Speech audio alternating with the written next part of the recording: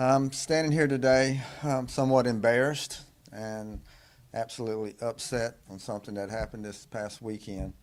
Uh, on Saturday, our training facility was broken into. This is where we train our deputies. This is where they do their physical fitness tests. This is where we teach them firearms and other things that we do at our training facility. It was broken into. One of our vehicles, a marked police car, 2015 police car, was stolen. Blue lights, siren, radio in it, was stolen due to laziness and stupidity of my people who left the keys in it. That's our fault that this vehicle got stolen. We have not found this vehicle yet. We do know who stole it, though. That's DeAnthony Jones, whose picture you see up here. We have 7 warrants on him.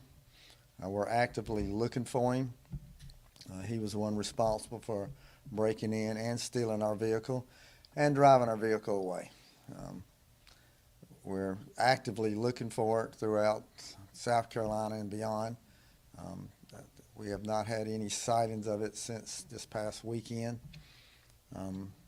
We're asking the public, if they know where he's at, give us a call. There's a $1,000 reward for his apprehension.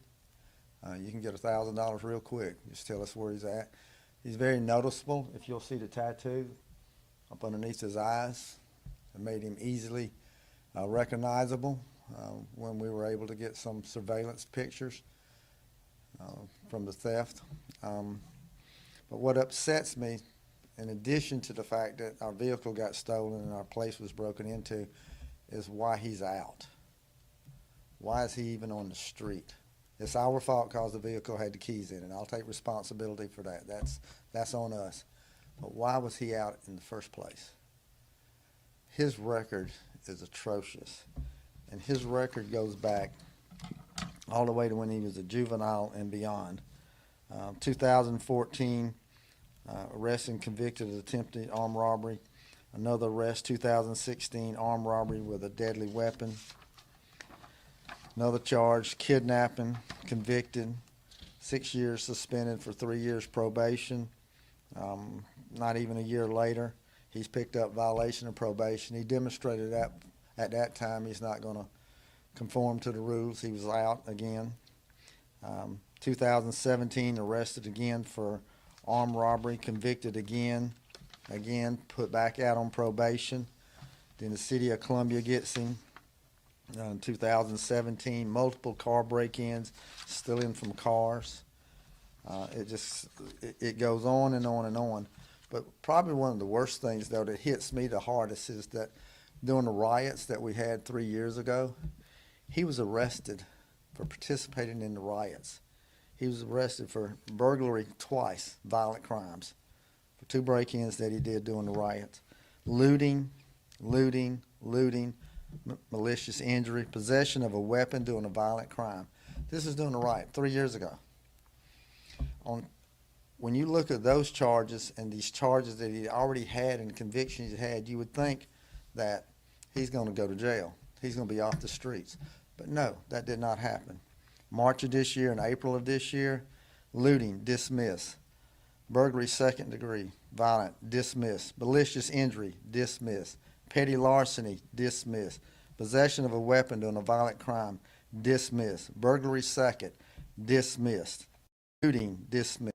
Looting, dismissed. He pled to petty larceny and got 16 days credit for time served. Now, the court should have known when they took that plea that he was already out on bond at that time when he was taking the plea from where he had been arrested in West Columbia for assaulting a police officer while resisting arrest.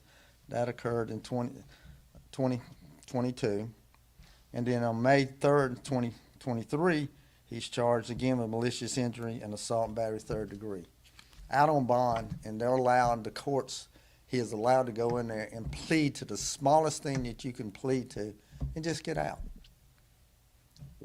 When I stand up here and talk about the criminal justice system is broken and the catch and release, this is it right here. This is alive and well on catch and release. Someone who has done nothing but had a life of crime and we keep slapping him on the wrist and letting him go out, and he continues to victimize people. And it's not just because we're the victim this time. He stole one of our police cars.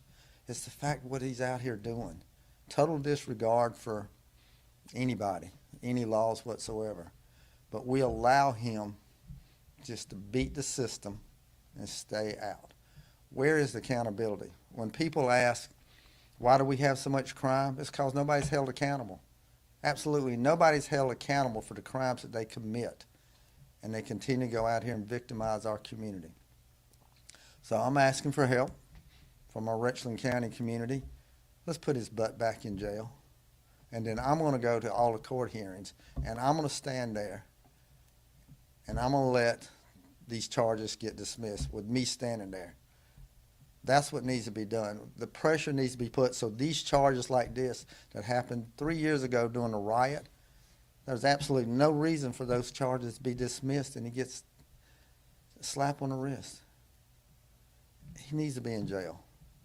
So, again, I take responsibility for our car being stolen, our facility being broken into. You know, that's on us. The vehicle should have never been stolen, but he should have never been out in the first place. Questions? What are the exact charges he is facing? Obviously, I'm sure theft would be one of them. 2 counts of burglary, stealing our vehicles, attempted break-in, malicious injury to property, use of a financial card. He stole one of our fuel man cards and tried to use it to gas up the police car. It just concerns me so much that when we do put him in jail, we catch him. What's going to happen again? Is it going to be like we've already seen? You know,